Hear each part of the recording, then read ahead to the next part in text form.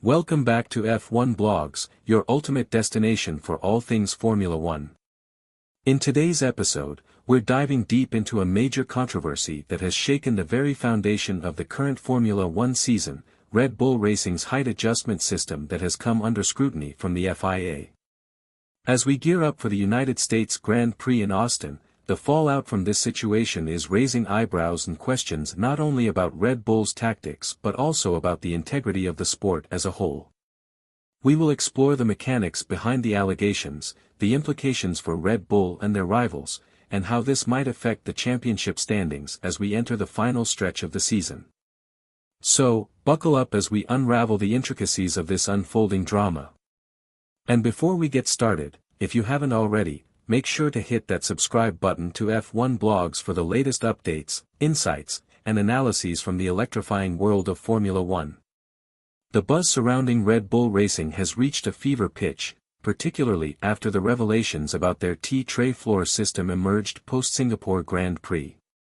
According to various reports, Red Bull allegedly employed a mechanism that enabled them to adjust the height of their car's floor between qualifying and the race. This tactic, while not illegal under all circumstances, raises questions about whether it was used to gain an unfair advantage. In essence, the purported system allowed Red Bull to lower the height of their floor during qualifying, when the car was lighter due to having less fuel on board, only to adjust it back to the required height before the race began. This would enable them to optimize their car's performance for both sessions, capitalizing on a lighter car during qualifying to secure a better grid position while still complying with the regulations for the race itself. It's a sophisticated approach that, if true, showcases the lengths teams will go to in their pursuit of performance. As the F1 community arrived in Austin, the controversy escalated. Reports indicate that rival teams had raised alarms regarding this system, prompting the FIA to conduct an investigation. Under the current regulations, adjustments to ride height between qualifying and the race are prohibited.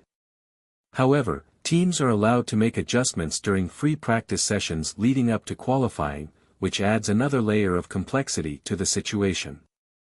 In an official statement, Red Bull confirmed the existence of the height adjustment device, insisting it was designed to facilitate easier adjustments during the disassembly of the car and became inaccessible once the car was fully assembled for racing. They emphasized that the system was not intended to provide a competitive edge during park-firm conditions. This clarification may serve to reassure fans and officials alike, but the mere existence of the system has already stirred a whirlwind of suspicion. The FIA's warning to Red Bull serves as a clear indication of the governing body's vigilance, aiming to preserve the integrity of the sport. However, the atmosphere of tension in the paddock is palpable, especially as the battle for the championship intensifies. With only a handful of races remaining, the stakes are higher than ever, and every advantage counts. As Red Bull navigates this minefield, the pressure is on not only from rival teams but also from fans and sponsors, all of whom are keenly watching how this situation unfolds.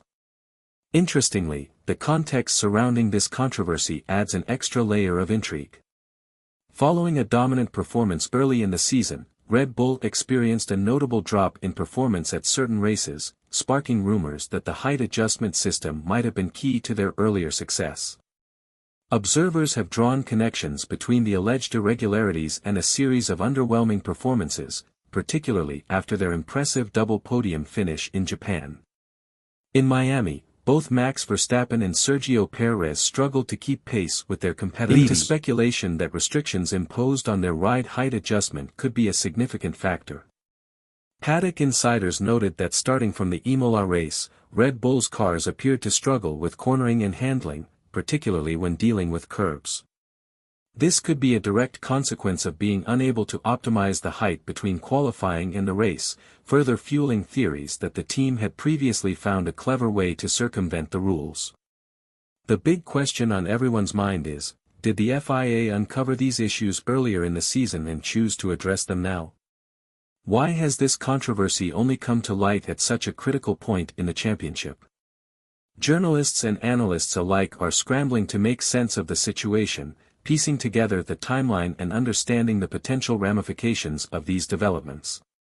Despite the swirling rumors and scrutiny, the likelihood of any retrospective penalties or race reviews seems slim.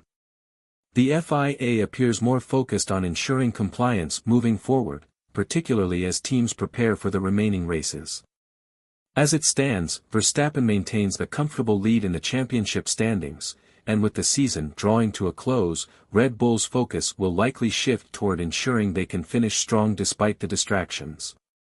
In light of these developments, the FIA has announced plans to ramp up inspections concerning ride height adjustments among all teams, specifically keeping a close eye on Red Bull.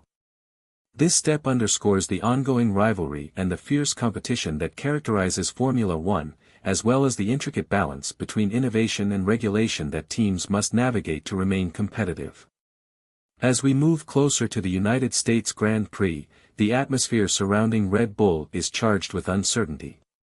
The team is facing intense scrutiny not only from the governing body but also from their competitors, and fans are keen to see how this will impact their performance in the upcoming race. The ability to maintain composure and focus amidst such controversy will be crucial for Red Bull as they strive to secure their position at the top of the standings. This height adjustment controversy goes beyond just Red Bull. It reflects broader themes within Formula One about the interpretation of rules and the pursuit of innovation.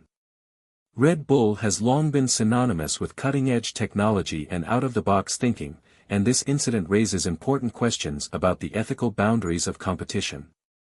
In a sport where milliseconds can determine victory, the line between clever engineering and rule-bending is often a fine one. The FIA's role as the governing body is to ensure a fair playing field for all teams, and they must navigate the challenges posed by innovative approaches without stifling creativity. As we near the end of the championship season, the implications of the FIA's increased scrutiny will be significant, not just for Red Bull but for the entire grid. Ultimately, the fate of Red Bull's championship campaign hangs in the balance, and how they respond to this controversy will shape their legacy in the sport.